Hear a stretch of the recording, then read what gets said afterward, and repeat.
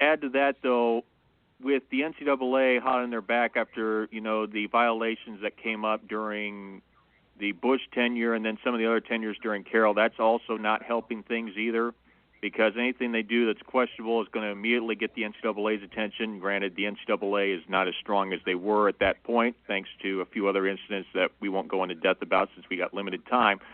But nonetheless, that effect, I think, is affecting them, and they've kind of played a little close to the vest, and, well, sometimes you can't do that against some of these other power teams.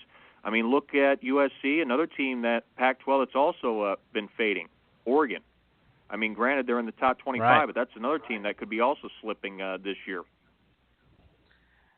They've really there's a lot of talks surrounding Oregon's quarterback this year. He might be the top NFL draft pick at quarterback this year. Is Justin? I can't think of his last name. I know his first name's Justin.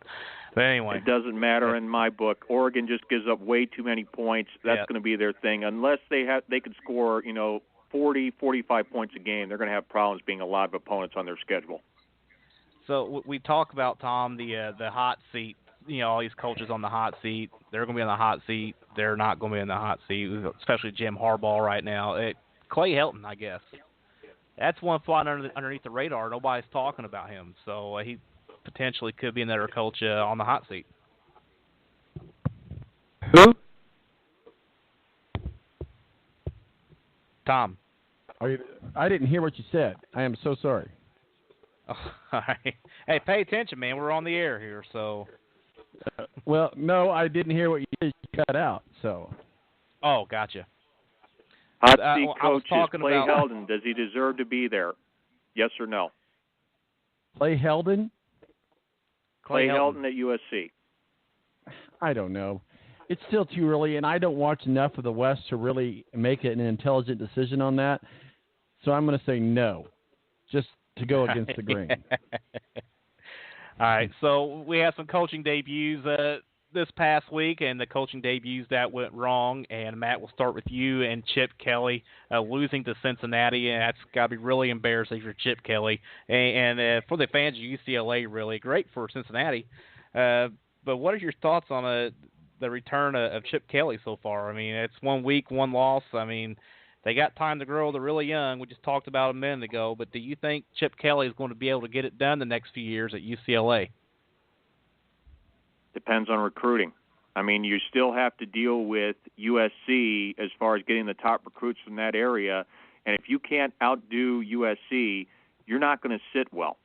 And you're going to have a lot, and the slim pickings are going to really be hurting them if they can not beat USC for some of these top recruits. Now, granted, USC, as we mentioned, is in a down position, but if they can't outduel USC for these top recruits, they're going to have the same problems that UCLA did when Pete Carroll was the coach at USC, being able to get top talent. Yeah, and Tom, really, it's like well documented that Chip Kelly hates recruiting, and if he can't recruit at UCLA and recruit against USC, then he's in a lot of trouble. Do you think he's going to last 3 or 4 years at UCLA? Well, it won't be because of recruiting. I would think, again, I feel like a broken record here. The only school in Southern California that matters is USC. USC is the only school in Southern California, so it doesn't matter who's the coach of UCLA.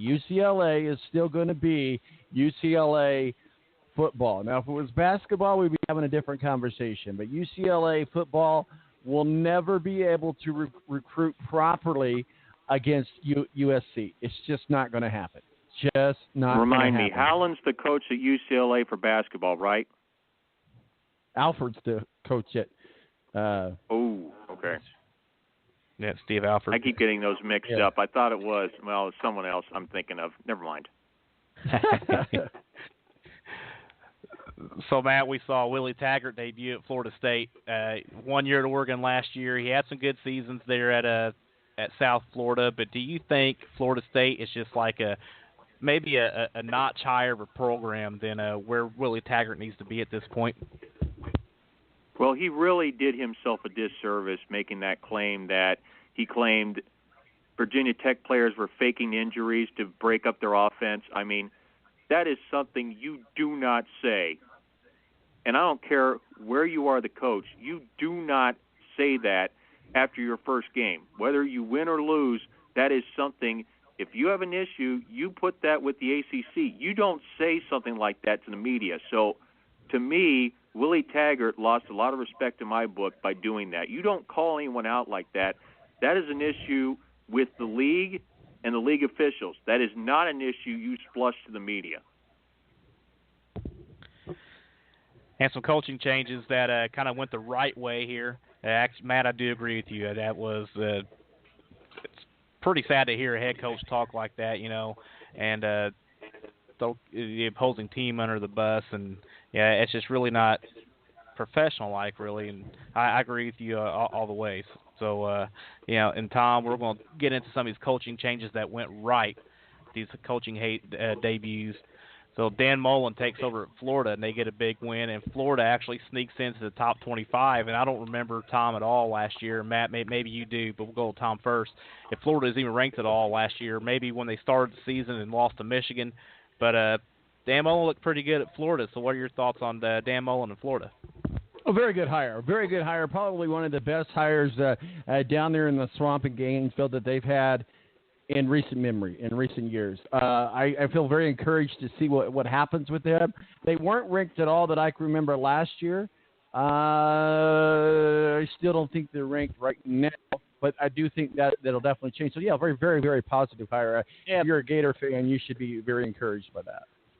Yeah, they got into the top 25. They were actually ranked 25th this week after their win last week. And, it's disappointing last year because, Malik Zaire went down to Florida, transferred from Notre Dame, and I thought he was going to play very well. And I didn't think Florida would be a playoff contender by any means, but I thought they would be like a ranked team and a tough team to go against. But, Matt, Dan Mullen at Florida just makes a ton of sense, and he will actually have Florida competing for the SEC titles here in the next couple of years. What do you think? Hold the phone on Florida. You're putting them in the top 25 for beating Charleston Southern. Tom, play the breaking news for me. Stand by. Hey, I didn't put them there. The AP did.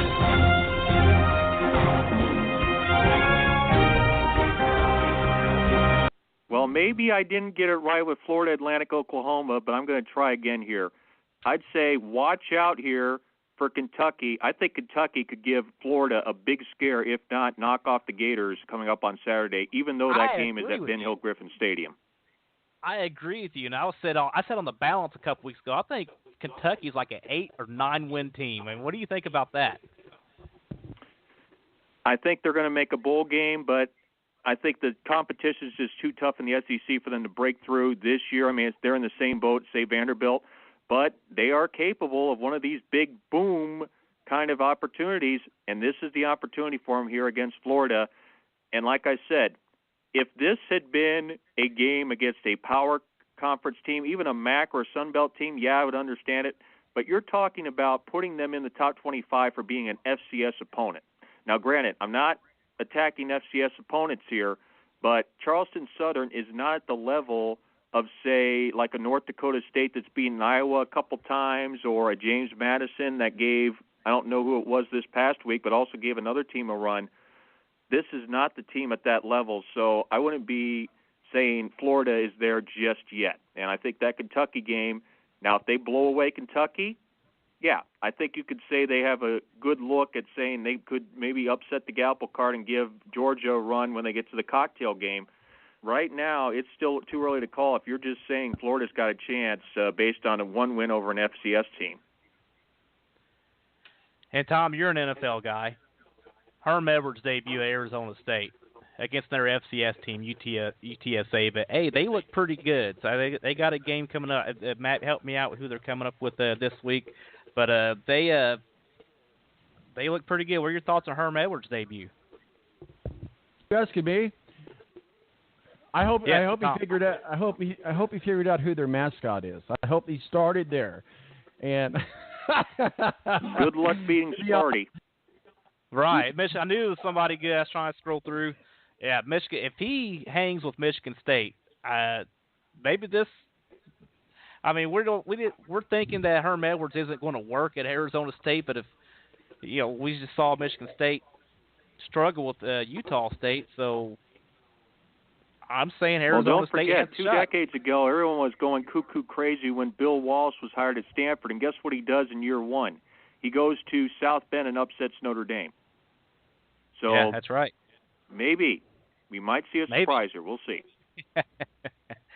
So let's talk about the some of the biggest movers in the top 25, and obviously we'll start with LSU because they were ranked 25th and now they're ranked 11th. And Matt, I mean, what do you think about a 14 position jump, up for LSU just after one game against Miami?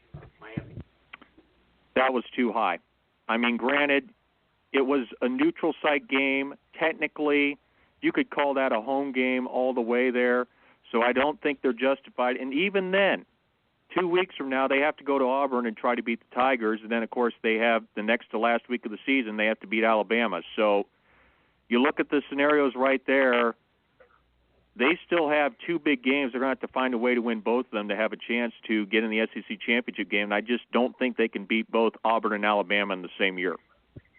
Yeah, and I agree with you. And, Tom, if LSU could jump up 14 spots, then why couldn't Virginia Tech break into the top 10 after just being ranked 20th last week? I mean, they beat Florida State on the road, at Florida State. So we talk about Washington being a one-loss team still in the top 10. I actually feel like Virginia Tech right now should be in the top 10. What are your thoughts on that? Well, absolutely. After beating Florida State, absolutely they should be in the top 10. There should not be no one team in the top 10 when there's so many 1-0 teams.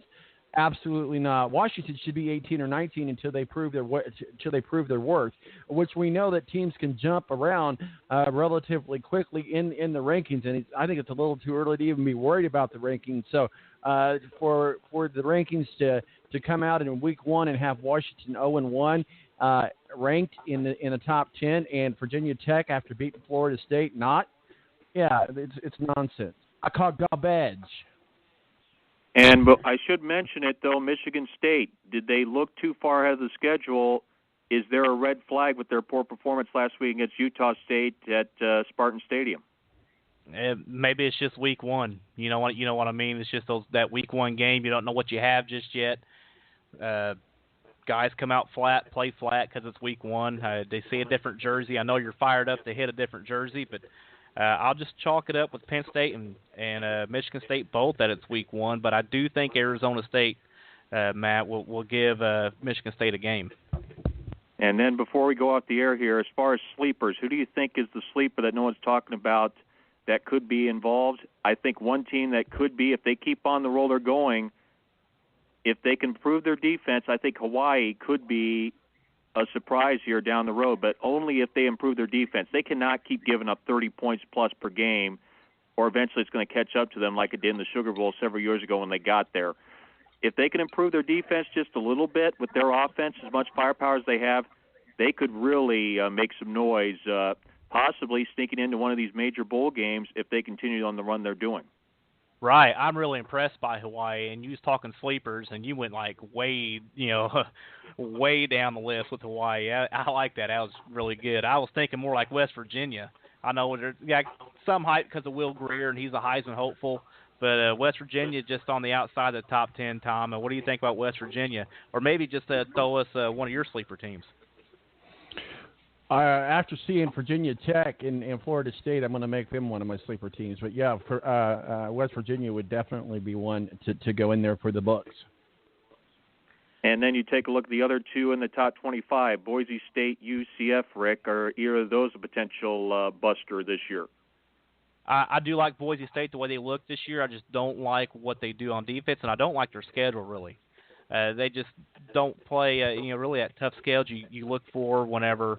Of course, a team like Boise State has no shot at the top 4, but maybe making the top 10, like those great runs they had. They beat Oklahoma in the bowl game, several years ago. Maybe they're that type of team again this year, but I just don't see. They're like Oklahoma in the way they just don't play much defense. They score a lot of points, but they give up a lot of points, and that's what I see with Boise State.